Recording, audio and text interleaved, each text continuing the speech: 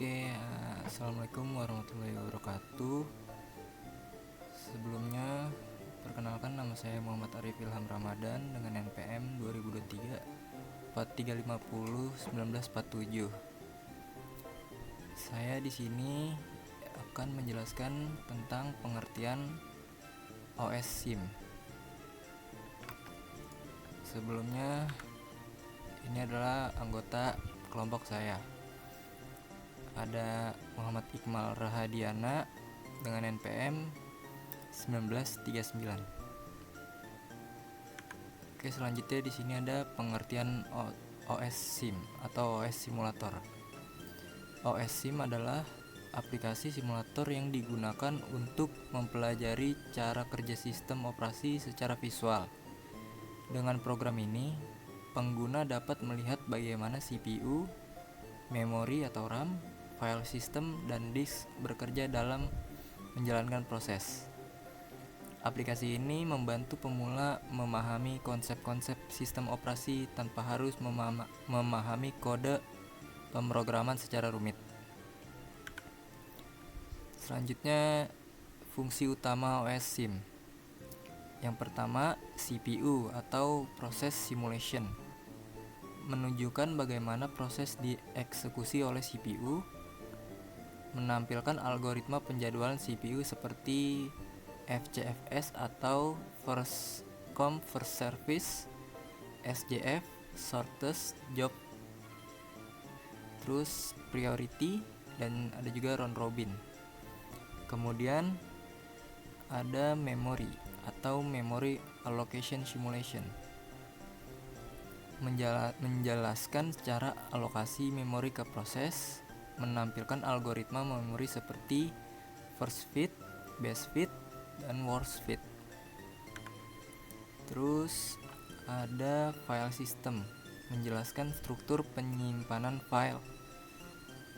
Kemudian ada cara folder dibuat, dihapus, dipindahkan, dan diakses. Dan yang terakhir ada disk atau disk scheduling, mensimulasikan algoritma penjadwalan disk seperti FCFS, SSTF, scan, dan C-scan. First come first server atau singkatannya FCFS, yaitu First come first server atau FCFS adalah algoritma penjadwalan CPU yang memprogres tugas berdasarkan urutan kedatangan. Proses yang datang terlebih dahulu akan dieksekusi terlebih dahulu tanpa adanya interupsi hingga proses tersebut selesai. Ciri-ciri utama dari FCFS adalah satu, bersifat non-preemptive, artinya proses yang sudah berjalan tidak dapat dihentikan sampai selesai. Yang kedua, urutan eksekusi mengikuti antrian FIFO atau first in first out. Selanjutnya yang ketiga, sederhana dan mudah diimplementasikan. Kelebihan dari FCFS ini adalah yang pertama, konsep sederhana dan mudah dipahami. Yang kedua, tidak membutuhkan perhitungan tambahan seperti prioritas atau kuantum. Kekurangannya dari FCFS adalah dapat menyebabkan waktu tunggu lama apabila ada proses dengan burst time besar atau masalah convoy effect. Selanjutnya, shortest job first atau SJF. Shortest job first atau SJF adalah algoritma penjadwalan CPU yang memilih proses dengan waktu eksekusi atau burst time paling pendek untuk dijalankan terlebih dahulu. Ciri-ciri utama dari SJF adalah yang pertama, dapat bersifat preemptive maupun non-preemptive, tergantung implementasinya. Yang kedua, prioritas eksekusi dihitung berdasarkan lama waktu proses. Semakin kecil burst time, maka semakin cepat diproses. Kelebihan dari SJF ini adalah yang pertama, memberikan waktu tunggu rata-rata terbaik dibandingkan algoritma lain. Yang kedua, efisien untuk sistem dengan proses-proses pendek. Adapun kekurangan dari SJF adalah yang pertama membutuhkan perkiraan burst time secara akurat. Yang kedua berpotensi menimbulkan kelaparan atau starvation untuk proses panjang. Lanjut yang selanjutnya, priority scheduling. Priority scheduling adalah algoritma yang mengeksekusi proses berdasarkan tingkat prioritas. Semakin tinggi prioritas sebuah proses, semakin cepat proses tersebut dijalankan oleh CPU. Ciri-ciri utamanya, yang pertama dapat digunakan dalam mode primitif maupun non-primitif. Yang kedua, setiap proses memiliki nilai prioritas yang menentukan urutan eksekusi. Lalu yang ketiga, proses dengan prioritas lebih tinggi akan didahulukan. Lalu kelebihan dari priority scheduling ini, yang pertama cocok untuk sistem yang memerlukan pengaturan tingkat urgensi. Yang kedua, memberikan fleksibilitas bagi pengguna atau sistem untuk mengatur kepentingan proses. Adapun kekurangannya, yang pertama berpotensi terjadi kelaparan atau starvation pada proses dengan prioritas rendah. Yang kedua membutuhkan mekanisme tambahan seperti aging atau mencegah starvation. Selanjutnya ada round robin atau RR. Round robin adalah algoritma penjadwalan CPU yang memberikan waktu eksekusi secara bergiliran kepada setiap proses dengan durasi waktu yang sama. Disebut time quantum. Ciri-ciri utamanya yaitu pertama bersifat primitif karena proses dapat dihentikan setelah kuantum habis. Kedua, menggunakan antrian melingkar atau circular QU.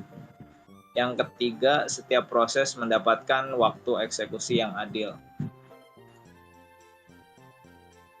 Lalu kelebihan dari round robin ini adalah yang pertama sangat sesuai untuk sistem time sharing atau multitasking. Yang kedua memberikan kesempatan eksekusi secara merata kepada semua proses. Adapun kekurangannya, yang pertama kinerjanya sangat bergantung pada penentuan besar kuantum. Yang kedua, kuantum terlalu kecil sehingga terlalu banyak konteks switching. Lalu kuantum terlalu besar menyebabkan dapat menyerupai FCFS. Selanjutnya ini adalah tampilan awal OS simulator. Di sini ada berbagai banyak tipenya, yaitu yang pertama ini CPU atau proses scheduling. Di sini ada memori, ini ada file system, di sini ada disk.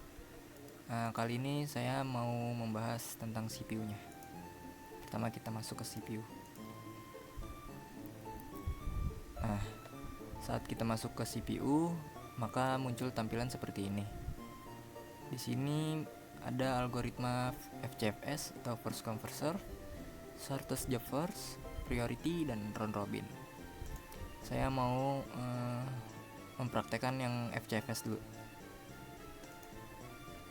Oh ya, sebelum mempraktekkan, di tampilan ini ada banyaknya.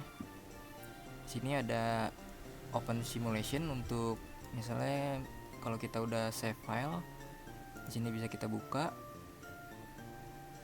Nanti kita tinggal buka filenya dengan tipe filenya .xml. Kemudian di sebelahnya ada untuk save simulationnya. Jika kita sudah selesai simulasi, bisa di save.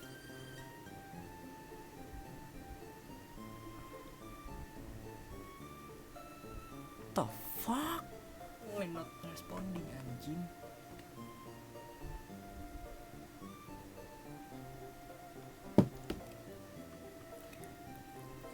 Kemudian di sebelahnya ada save simulation, yaitu jika kita sudah selesai simulasi dan ingin save filenya, tinggal pencet itu yang tadi, save filenya dengan tipe file .xml. Kemudian di sebelahnya ada untuk memilih beberapa algoritmanya. Dan di sini ada tombol tambah untuk add prosesnya. Di sini ada untuk proses scheduling information ya. Oke, saya mau mempraktekkan yang ini dulu, FCFS. Oke, di sini tuh ada di dalam table di dalam ini add process ada PID atau proses ID. Yang pertama ada name untuk nama table, priority untuk memprioritaskan seberapa besar kecilnya ini prioritasnya. Submission atau bisa disebut nih antrian yang buat di incoming process. Color untuk warna, not complete jika suatu proses tidak dapat selesai maka di checklist not complete. Kemudian di sini ada burst atau CPU. Kita langsung proses saja yang FCFS, misalnya namanya P1, priority-nya 1, submission-nya 0, not complete nggak di checklist ya. Kemudian burst-nya misalnya 3. Kenapa priority-nya 1? Karena ini FCFS, maka priority tidak akan pengaruh di metode FCFS. P1 ini burst 3. Oke. Baik, nge-lag. Selanjutnya yang P2 misalnya burst 4.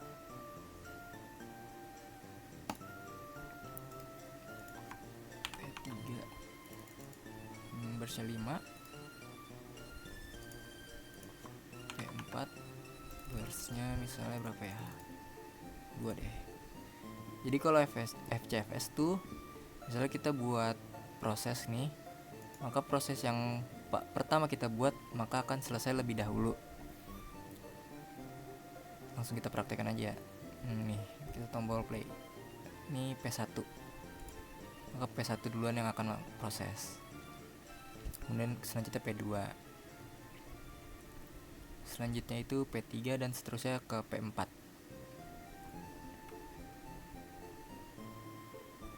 Nah, setelah selesai bisa disilang ini aja atau pencet OK.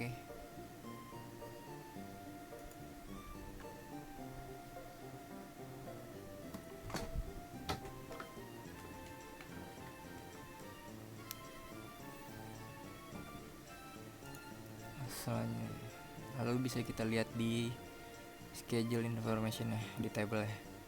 P1 priority 1, submission 0, response time ini. Oke, selanjutnya langsung aja ke sebelumnya ini kita stop dulu untuk menyudahi prosesnya. Kemudian kita langsung coba algoritma ini ya, SJF atau shortest job first. Lanjut ke SJF.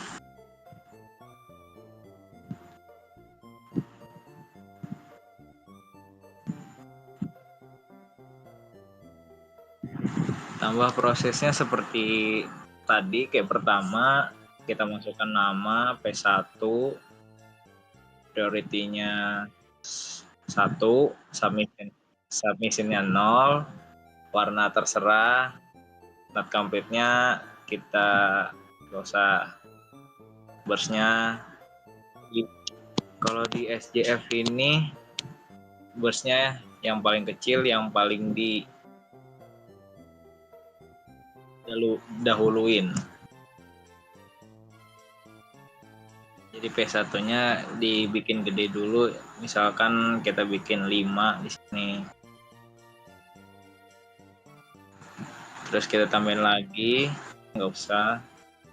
Burst-nya kita tambahin jadi 2. Terus kita klik done. Tambah lagi P3.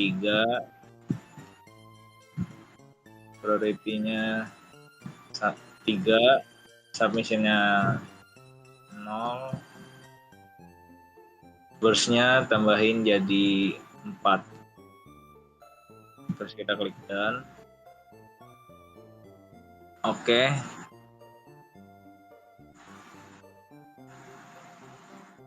Di sini bisa terlihat di sini yang burstnya paling sedikit itu yang paling duluan. Langsung aja kita coba run, kita coba play. Itu ada P3.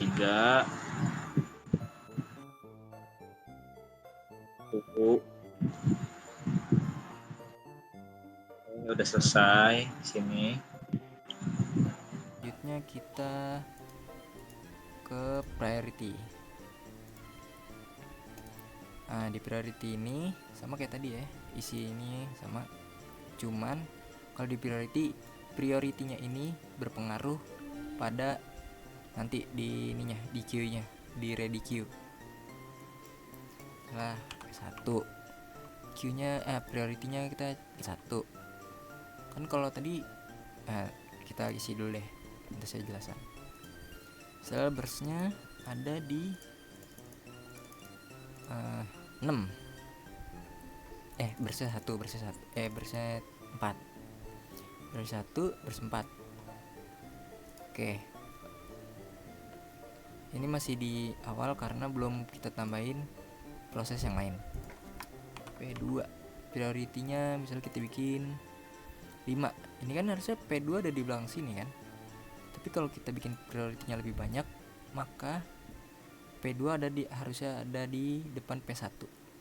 Burst-nya 3.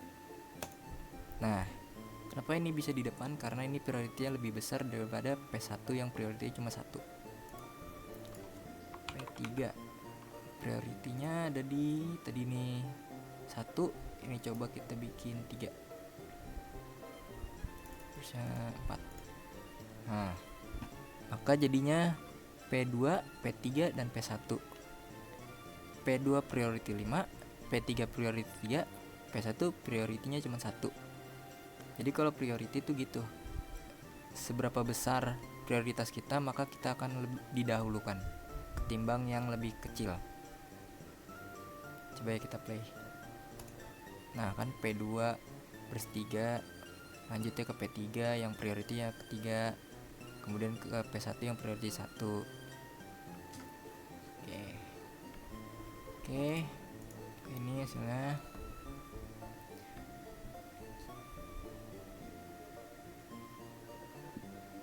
Lanjut, stop, kita ke round robin.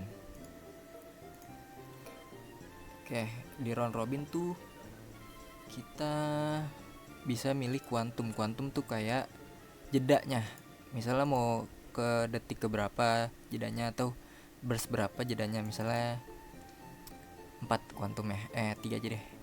3 terus tambah P1 priority. Nah, kalau di priority nih, kalau di kuantum priority juga kayaknya coba dulu deh. Misalnya priority 4. Itu tadi ininya 3 kan ya. Ininya 4. Down. Lanjut P2. 3 5. P3. 6 nya 3. Nah, kalau di round robin, sorry ya tadi salah. Kalau di round robin tuh priority juga tidak berpengaruh. Ini tuh round robin seperti FCFS, cuma dia nanti ada jeda di burstnya. Misalnya kan kita tadi settingnya 3. Jadi misalnya P1 nya masuk ke proses, maka nanti CPU ini atau burst dihitungnya 3. 1, 2, 3, kemudian lanjut ke P2. Kemudian lanjut ke P2 1, 2, 3, lanjut lagi ke P3 1, 2, 3. Maka yang akan selesai duluan adalah P3. Langsung aja kita coba ya. Kita ini ada step by step. Misalnya 1, 2. Nih burst kedua. 3 pindah ke P2. 1, 2, 2, 3 pindah ke P3.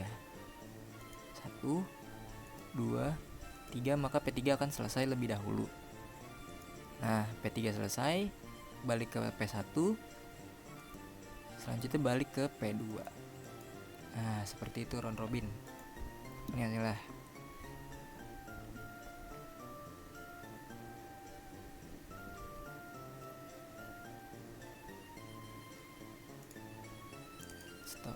Oke, oh ya ini yang submission ya. Kita coba di ini aja deh. FCFS ya, submission. Kalau submission tuh kayak misalnya kita udah antri nih, kita udah ready. Nah, submission tuh kayak antrian yang kita udah apa ya istilahnya? Ya udah antri lah pokoknya. Langsung kita coba aja ya, P1. Priority ini. Kalau priority kan di FCS nggak berpengaruh ya. Langsung aja ya. 1 down P2. Kita bikin submissionnya ada di P2. Submission ke ini kan bersih ada 1 2 3 4. Oke. 3 deh. Submission P3. Nah, maka munculnya ada di sini submission 3. Nah, kalau submission 3 tuh tergantung ada di burstnya. Misalnya kalau burst pertama 1, maka ini akan berubah jadi 2. 2 ini akan berubah jadi 1. 1 ini akan langsung naik ke sini. P2 nya akan langsung masuk ke sini. Kalau udah selesai baru ke P2 lagi. P3 ya, P3 burstnya 5 deh, boleh. Lagi P4 submissionnya 2, coba ya. Bisa 2. Langsung coba ya step by step. Ya, 1. Ini kan bersih langsung ke 2. Nah, ini langsung ke 1 nih. Nah, P4 nya masuk ke atas tuh. Karena tadi ini P4 ini submissionnya 2, maka yang dihitung lebih dikit, langsung naik ke 2. Nah, seperti itu submission. Lanjut tentang proses scheduling tuh yang FCFS tuh. Jadi kan tadi kita bikin P1 tuh burst atau CPU nya kan 2. Nah, di turn on nya tuh keisinya 2, soalnya kita isinya burstnya 2. Terus yang di P2 tadi kita isi ininya burstnya 3 atau CPU nya 3. Kenapa di sininya 5? Karena ditambah dengan burst atau CPU dari P1. Kan P1 nya 2, P2 nya 3, jadi 2 tambah 3 turn on-nya jadi 5. Kemudian P3 nya kan tadi burstnya 4 atau total CPU nya 4, jadi ditambah dari P1 dan P2. P1 nya 2 ditambah 3 jadi 5. 5 ditambah burstnya dari P3 4, jadi turn on-nya hasilnya 9. Oke, jadi seperti itu soal turn on ini yang saya pahami ya, kurang lebih kayak seperti itu. Oke, terus oh ya ini misalnya ini ya not complete nih, saya akan jelasin not complete. Not complete tuh kayak misalnya kita nge-stuck di area situ-situ aja, jadi proses ini tidak akan selesai jika kita checklist not complete. Langsung kita praktekkan ya. Misalnya P1. Nah, dia akan terus muter di sini terus, tidak akan pindah ke P2 atau ke P4 atau P3 ini. Dia akan muter terus di sini.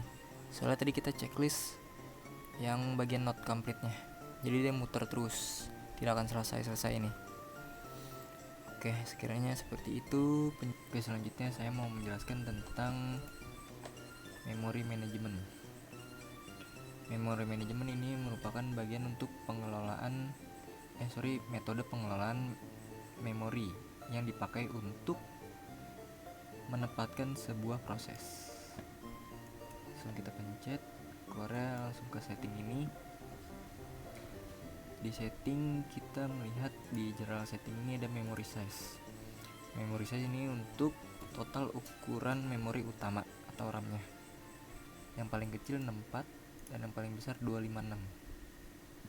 Kalau OS size ini menentukan seberapa besar memori yang digunakan oleh OS-nya atau operating system-nya. Terus di sini di bagian memory management ada fixed size. Fixed size itu untuk kayak memori dibagi menjadi beberapa partisi dengan ukuran yang tetap. Lanjut ada variable size. Variable size itu partisi memori yang seukuran kebutuhan prosesnya, atau bisa disebut kayak dynamic partition. Nah, kurang lebih seperti itu. Terus di sini ada pagination atau pegging, yang memorinya dibagi menjadi blok-blok kecil berukuran sama yang disebut dengan peg frame.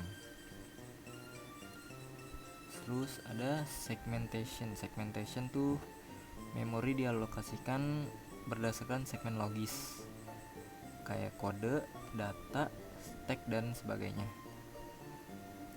Di allocation policy ini untuk menentukan strategi penempatan proses ke blok memori.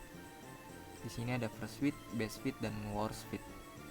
First fit itu mencari lubang pertama yang cukup besar untuk menampung proses. Best fit untuk mencari lubang terkecil yang cukup untuk proses. Kemudian worst fit mencari lubang terbesar yang tersedia.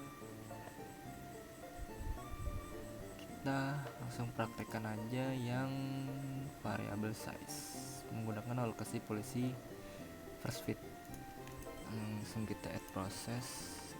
Ini name untuk namanya, size itu untuk ukurannya, durasi untuk durasi, color untuk warna. Misalnya P1, size nya 1, durasinya 2. Kita add proses yang kedua, P2, size 2, durasinya 1. Lanjut lagi P3, size 2, duration 1. Langsung kita jalankan.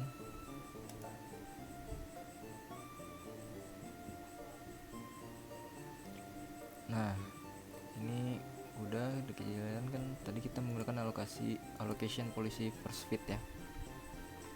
Oke, jadi di sini yang blok-blok merah ini adalah external fragment. Terus selanjutnya ini adalah hasil yang tadi kita jalanin. Saya 4 ini tadi operating sistemnya kita bikin 4 tadi. Coba kita jalanin step by step. P1 nya masuk, kemudian P2, lalu P3.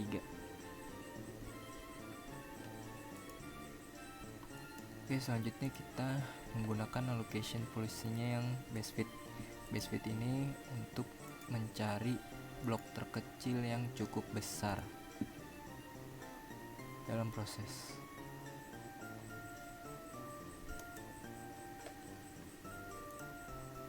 Oke, lanjut kita praktekkan saja ya.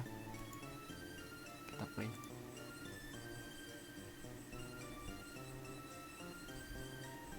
Dia langsung mencari blok terbesar untuk prosesnya. Selanjutnya kita menggunakan alokasi polisinya yang worst fit.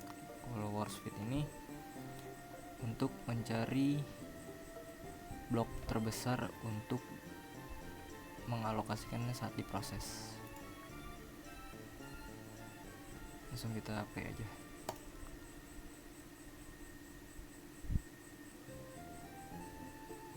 Oke.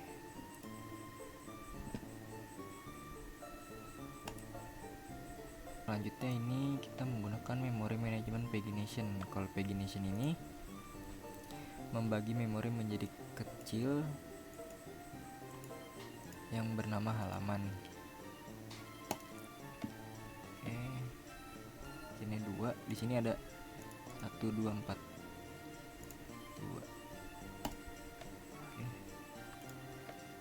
Oke, langsung aja kita praktekkan, kita isi proses dulu.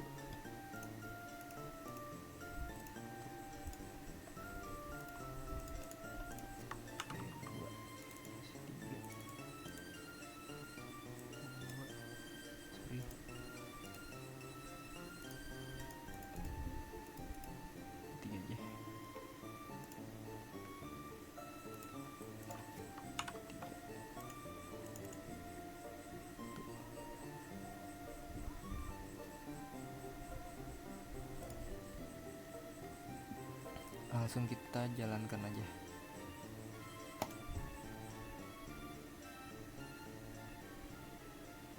Nah, kalau pagination tuh kita mencari blok-blok terus dirubah ke ini blok kecil yang bernama halaman. Kira-kira seperti itu kurang lebihnya. Oke, lanjut. Terus ada segmentation. Segmentation tuh memori dialokasikan berdasarkan segmen logis kayak kode, data, stack dan sebagainya. Di allocation policy ini untuk menentukan strategi penempatan proses ke blok memori. Di sini ada first fit, best fit dan worst fit. First fit tuh mencari lubang pertama yang cukup besar untuk menampung proses. Best fit untuk mencari lubang terkecil yang cukup untuk proses. Kemudian worst fit mencari lubang terbesar yang tersedia. Selanjutnya kita ke file system. Nah, di file system saat kita buka muncul seperti ini. Hardware setting itu bagian untuk mengatur konfigurasi dasar penyimpanan atau disk simulation ya. Dan di sini ada block size unit. Ini untuk menentukan ukuran satu blok disk dalam satuan unit. Satuannya unit nih. Sini ada 1 2 4. Block size ini semakin besar block size-nya, jumlah blok disk semakin sedikit. Kalau semakin kecil block size-nya lebih efisien untuk file kecil. Lanjutnya di bawahnya ada memory size. Memory size itu untuk mengatur kapasitas total disk dalam satuan unit. Sini ada 4, 6, 8. Terus allocation methodnya. Allocation method ini untuk menentukan alokasi file dalam dalam sistem berkas atau file system ya. Di sini ada link allocation file allocation table atau FAT. Cara kerjanya itu kayak setiap file disimpan dalam blok-blok yang tidak harus berurutan. Setiap blok berisi pointer ke blok berikutnya. Kelebihan menggunakan ini tidak perlu continue atau berurutan dan dapat menghindari external fragmentation. Terus kekurangannya akses acak atau aksesnya acak lambat karena harus mengikuti rantai linked list. Terus yang di bawahnya ada indexed allocation triple indirect block atau Unix. Unix ini adalah metode yang umum dipakai dalam sistem file Unix seperti X2 atau X3. Cara kerja yang ini, setiap file memiliki index blocks berisi daftar nama blok yang menyimpan isi file. Dan yang kedua, tidak menggunakan rantai seperti FAT atau FAT. Kelebihan menggunakan metode yang ini adalah akses acak sangat cepat, terus lebih stabil dan tidak tergantung pointer berantai. Tapi kekurangan menggunakan metode ini, strukturnya lebih kompleks. Terus untuk file kecil menggunakan satu indeks blok saja, kayak pemborosan. Oke, selanjutnya kita ke bagian disk. Nah, di disk ini muncul muncul seperti ini di settingnya. Di sini ada initial head position atau posisi awal head. Ini adalah field angka paling atas untuk menentukan posisi awal head pada silinder sebelum proses permintaan input atau output. Nilai ini paling penting karena mempengaruhi total waktu seek atau gerakan headnya. Contohnya misalnya kita isi 0 ini, maka head mulai dari silinder 0. Kemudian ini adalah metode penjadwalan disknya atau disk scheduling algoritmanya. Di sini ada FIFO atau first in first out. Permintaan input atau output diproses berdasarkan urutan kedatangan, tidak mempertimbangkan jarak silindernya. Paling sederhana tetapi bisa menghasilkan waktu seek yang buruk. Kalau misalnya analoginya seperti siapa yang datang duluan maka dilayani duluan meski jalurnya jauh. Kemudian di sini ada last in first out atau LIFO. LIFO ini permintaan yang datang terakhir dilayani paling dulu. Headnya sering bolak-balik karena mengikuti permintaan terbaru. Selanjutnya di sini ada shortest seek time first atau STF. Head akan bergerak ke silinder terdekat dari posisi saat ini. Terus prioritas pada request dengan jarak minimal. Kelebihan menggunakan STF ini lebih efisien daripada FIFO ini, tapi mempunyai kekurangan juga, yaitu request yang jauh bisa kelaparan atau starvation. Selanjutnya ada metode scan atau elevator. Disebut elevator karena bekerja seperti lift, bergeraknya dua arah. Head bergerak dalam satu arah, melayani semua permintaan yang dilewati. Setelah mencapai ujung disk, head berbalik arah. Kelebihannya adil dan mengurangi starvation atau kelaparan. Terus di sini ada circular scan atau C-scan. Versi lingkar dari scan seperti ini, tapi versi lingkarnya. Head bergerak satu arah, misalnya ke kanan terus melayani permintaannya. Jika sudah sampai ujung, head melompat ke awal tanpa melayani apapun. Kelebihannya waktu tunggunya lebih konsisten. Terus di sini ada loop. Loop ini mirip dengan scan tetapi tidak sampai ujung disk. Head hanya bergerak sampai request paling jauh pada arah itu. Setelah itu langsung berbalik. Lebih efisien karena tidak membuang gerakan ke silinder kosong. Kemudian di sini ada circular loop atau C-loop. Kalau C-loop ini mirip dengan C-scan tetapi hanya bergerak sampai request paling jauh, kemudian melompat ke request terkecil tanpa menyapu seluruh silinder. Kelebihan C-loop ini paling efisien antara scan atau loop. Oke. Di sini ada diagram lingkar disk sebelah kiri ini. Metode ini untuk grafik lingkar. Ada track silindernya nih, pergerakan headnya nanti, terus urutan eksekusi requestnya. Di sini ada table silinder ya, head seek, untuk menampilkan daftar request yang masuk dalam bentuk cylinder number. Terus digunakan sebagai input visual untuk algoritma schedulingnya. Terus di sini ada table block serving information, menampilkan sektor, silinder, delay, movement atau permintaan head, accumulate time. Ini adalah tabel hasil penjadwalan disk berdasarkan algoritma yang dipilih.